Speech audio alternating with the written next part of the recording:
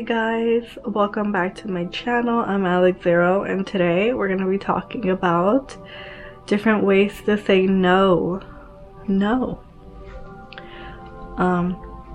Remember to subscribe if you're new here. Welcome. Thank you so much for helping me grow this channel of randomness and creativity.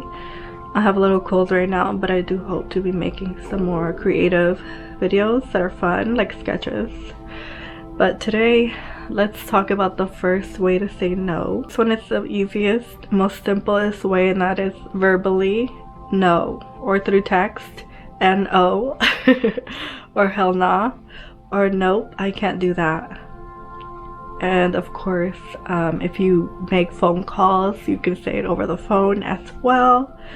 And there's no need to explain unless you're married to this person. Then you should probably explain, because let me tell you, I know what men are capable of doing. So so does your wife. Your wife also knows that even if you're at work, you should be able to pick up your phone. I remember last year I had this experience with my nail technician. I was getting my nails done, and he was a male, and he picked up his phone. He said, "My wife is calling me." He had a little thing in his ear. What is my ring? BB. And he picked up his phone while he was doing my nails. So I know you guys can do it. Yes, you can. Don't let your husband say he can't. He totally can while he's at work. Bluetooth. Also while driving, Bluetooth. Unless you have music on, which I totally would understand because I love listening to music. So yeah, there we go. A little tangent. An exception is for the wife and the husband. Next, we have simply not doing it. Not doing things for others that you do not want to do. If somebody asks you, "Hey, can you take me here? Can you give me a ride there?" and you already have plans, or you have something to do, or you're sick, or you have your period like I do right now. I'm sick and I have my period right now. Still recording this video because priorities. I have priorities, okay? I really want to grow this channel, so I am gonna do more of this, talking to you guys. So I hope you appreciate this. But yeah, just say I can't do it. No favors. No, I can't do any favors. If you want to, you can explain. If it's your parents, definitely also explain. There's respect for the elders. Yes. I mean, if you like your parents, if they're like toxic, crazy, abusive, then there's no reason to explain that. I don't condone you having to put up with any toxic people, because I don't. So I would not tell you to do that. So yeah. Another way of saying no is when you have to change your mind. And this is probably the hardest one, because especially for me, I know that keeping your word is very important. But sometimes we make a commitment and we're happy when we're making this commitment. We're into it, but then other stuff happens. Let's say it's a relationship. We commit to a relationship, and then the other person starts acting different, starts being absent from you, not giving you enough attention, doesn't show up for you anymore. Do you still want to be committed? No, of course not. You don't want to be committed to that anymore because they changed. So therefore, you have the right to change your mind about the commitment as well. This also goes for friendships. I have outgrown a few friendships, so I have no friends now. If you notice, people are like kind of iffy about you, putting you like not trying to hang out with you anymore, know that they don't want to hang out with you. So you have outgrown that friendship. You're not the same person you used to be. Maybe you're wearing wigs. Maybe you're showing more love to yourself. Maybe you're being more spiritual and you're talking about it and it's making people uncomfortable because they want to be miserable, they want to live in the past, they want to stay there, they want to be unhappy, you know. And I totally understand. I get unhappy too. I cried yesterday and I hadn't cried in a few months, so I was doing good. I'm on my period. It's totally normal to cry on your period, but I think it's been like 2 months since I cried. That's really good for me. But yeah, I just got really overwhelmed yesterday. I can't even explain it. That's how deep it was. Okay, I'm still here with you. I'm still here showing you ways that you could say no without even really having to say no, except for the first one, because I want to help. I want to teach people things that have helped me in my life, you know. And I don't want to repeat things that other people have said. I feel like when I'm scrolling through Instagram, I just keep hearing the same thing. If they wanted to, they would. If they wanted to, they would. You know, the cheesy, it's everywhere, it's in your face. Sometimes things change and they can't. But when it's a pattern, that's when you know it's an issue. When they've done this multiple times, that's when you know it's an issue. When people don't want to be, they don't want to evolve. You have outgrown them. You don't need to hang out with them. You don't need to stay there. You're better off by yourself, probably, more than likely, because they will sink your ship if you stay there in the negativity, in the low vibrations, judging other people, being angry, being sad, just all this stuff that's not gonna help anybody. It's not gonna help you. It's not gonna help humanity. So if you want to start helping humanity, it starts with fixing your own issues and not spreading negativity. Okay. Another way I say no is on the comments. I do have Instagram and I do comment on certain posts sometimes to try to share some wisdom. My opinion doesn't really matter, but I have gotten cussed out on my comments, even on YouTube with my other channel, not this channel. I commented about a movie that I went to see last month, I think. It's called Wakanda Forever. I'm sure you heard of it. I also went to see the new Avatar movie, which was awesome. I took my daughter to see that one. She also saw Wakanda. And anyway, in the Wakanda Forever, I think I commented something like, you're probably not gonna like it because they put the blacks and the Hispanics, I think they were not Mayans, right? But there was something. I'm really bad with names. But they pit them against each other and they're like the most powerful people in this movie, right? And a lot of the times, if you know, TV depicts reality. Like, they show you what's going on through movies, through TV shows. They reflect back to you what they're doing a lot of the times. So, that's pretty much what they're doing, right? And then somebody commented, it's just a movie, like, go fuck yourself or something like that. Just saying, I didn't really love it. I would not watch it again. I would not. My favorite scene was the beginning when the Wakanda gets infiltrated and they take them down. So cool, so badass. But I would not recommend it. And I would not watch it just because I didn't like the message of these two packs of people. Why am I calling them packs? Two races of people that both have very strong cultures. They have powers in the movies that are obvious, that are not very realistic, I know.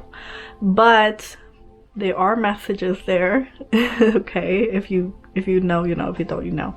But I'm not gonna even go into that because I'm not an expert. I just didn't like how it made me feel.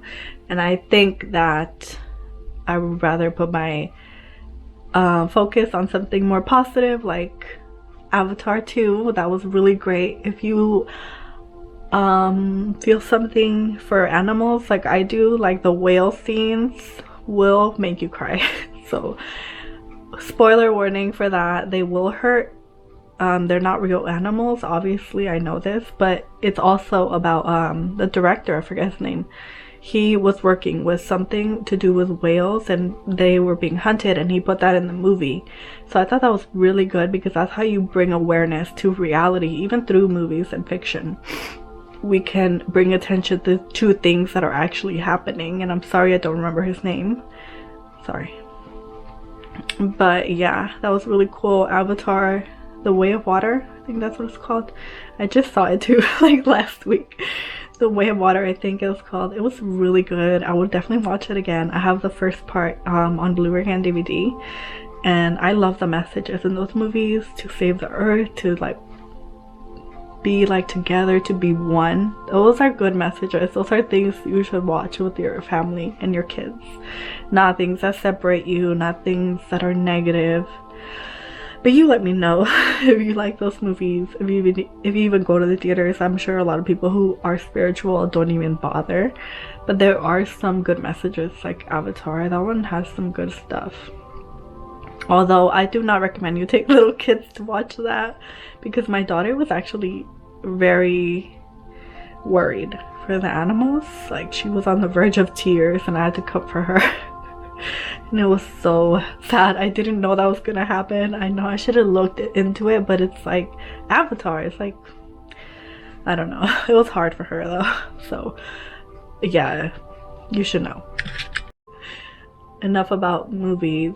But yeah, so I have gotten cursed out in the comment section and I just don't reply.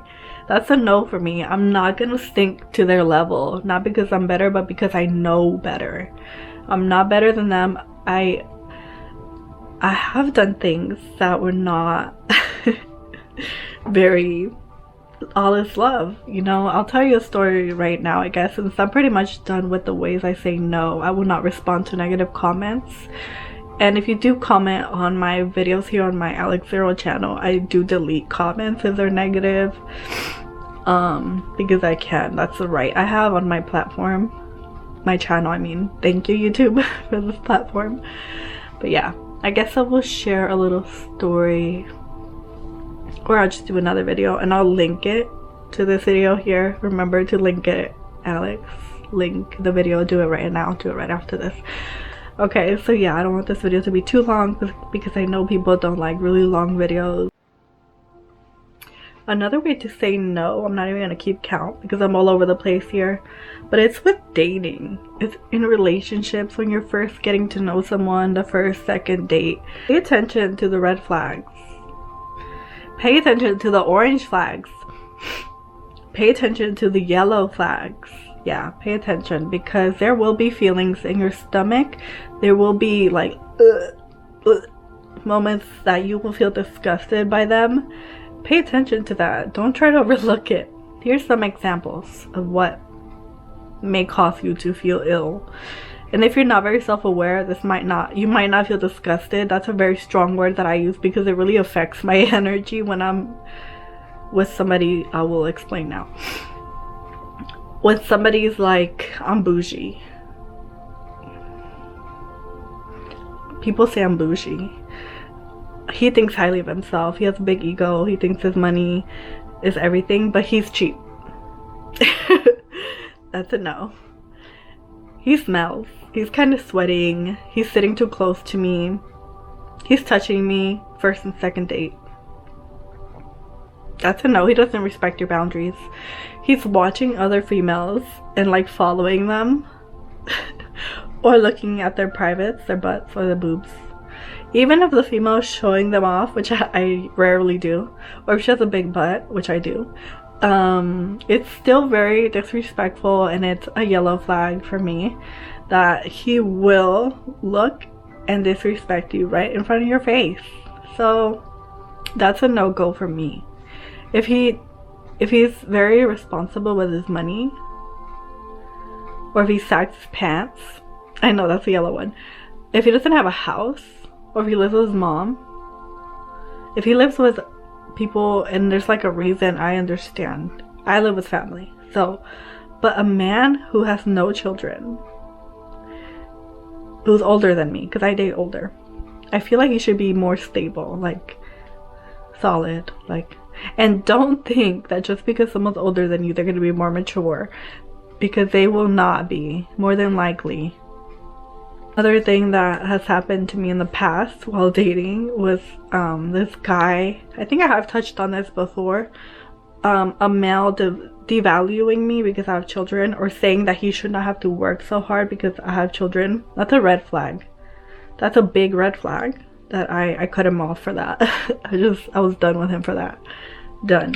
So yeah, these are also like boundaries, I guess. They could be considered boundaries. Whatever. Another example I have for you. I have many wonderful examples.